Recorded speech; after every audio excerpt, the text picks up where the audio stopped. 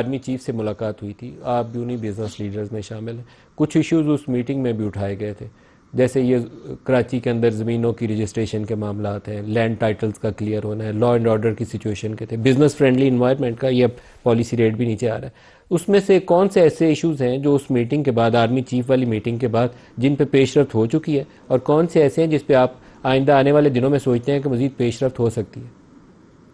I think یہ army chief کی تیسری میٹنگ تھی۔ ایک تو وہ سپٹمبر 2023 میں جو ہے انہوں نے میٹنگ کی تھی، اس میں بہت ساری باتیں کی گئی تھی، وعدے کیے گئے تھے۔ آئی تھنک اس میں سے سبسٹینشیل وعدے جو ہے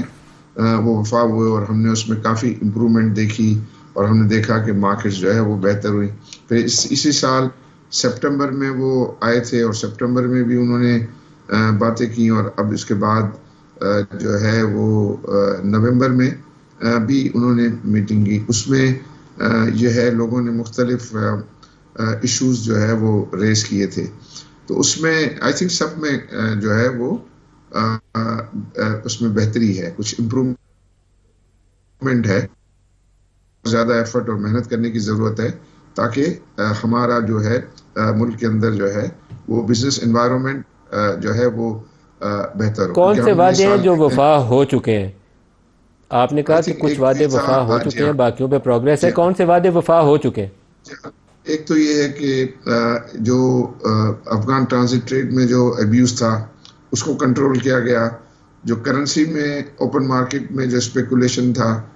اس کو کنٹرول کیا گیا۔ ہم نے دیکھا کہ اس کی وجہ سے جو ہے روپی کی ویلیو میں جو ہے وہ اسٹیبلٹی جو ہے وہ آئی۔ پھر سارے جو ہمارے ہاں بارڈر ٹریڈ جو ہے وہ بہت زیادہ جو ہے وہ چل رہی تھی، اس میں کچھ کمی جو ہے وہ آئی۔ پھر یہ جو آئی ایم ایف کے ساتھ جو پروگرام ہوا اور اس کو سارا پروگرام کو اچیو کرنا، یہ چیزیں تھی۔ اور پھر لا اینڈ آرڈر کی سچویشن تھی کے بارے میں باتیں ہوئیں، اور یہ خاص طور پہ جو لوگوں کو جو ہے وہ شکایت لوگوں نے جو کی کہ ہمارے جو ہے وہ زمین کے معاملات میں جو ہے وہ ان کو مشکلات ہیں، تو اس سلسلے میں بھی جو ہے وہ بہتری جو ہے وہ نظر آئی۔ ایک لاسٹ کویسچن پوچھ لوں، کون سا ایسا معاملہ ہے جو آپ سوچتے ہو کہ آرمی چیف کی مدد سے آئندہ آنے والے دنوں میں حل ہو سکتا ہے، next couple of months, next couple of weeks? I think اس میں ایک تو سب سے جو امپورٹنٹ ہے وہ یہ ہے کہ اس کی جو ٹیکس نیٹ کو بڑھانا ہے۔ ٹیکس نیٹ کو بڑھانے میں پرٹیکولرلی جو ایگریکلچر جو ہے وہ کو ٹیکس نیٹ میں لانا، ریٹیلرز کو جو ہے وہ ٹیکس نیٹ میں لانا، اور تیسرا جو ہے وہ انویسٹمنٹ کی پروموشن ہے۔ اور انویسٹمنٹ کی پروموشن پرٹیکولرلی ہمارے جو فرینڈلی کنٹریز ہیں ان کی طرف سے یہ کمٹمنٹ نظر آتی ہے، اور چیف صاحب نے یہ آلریڈی یہ انڈیکیٹ کیا ہے کہ وہ تمام جو فرینڈلی کنٹریز ہیں وہ ہمارے ہاں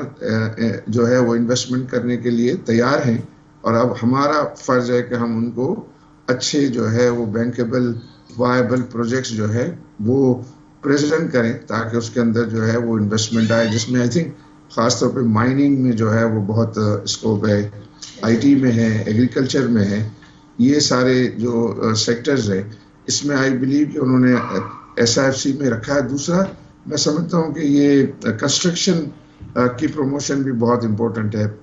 اس وقت کے حالات میں، کیونکہ اگر یہ ان کی جو کنسٹرکشن مٹیریل ہے یہ بہت انڈر کیپیسٹی یوٹیلائزیشن ہے ان کی، تو اس میں بہتری آتی ہے اور ان کی یوٹیلائزیشن بہتر ہوتی ہے تو گورنمنٹ کے ریونیو بھی جو ہے بڑھیں گے، روزگار جو ہے وہ بھی بڑھے گا، اور یوں ہم جو دو چیزوں میں گورنمنٹ ابھی لیگنگ بیہائنڈ کر رہی ہے، اور اس میں ہے ایک تو ریونیو میں ہم شارٹ فال ہے ایف بی آر کا، وہ اس سے پورا ہو سکے گا، اور دوسرا جی ڈی پی گروتھ میں بہتری آ سکے گی، اور اس سے لوگوں کو روزگار کے مواقع جو ہے وہ پھر زیادہ اویلیبل ہو سکیں گے۔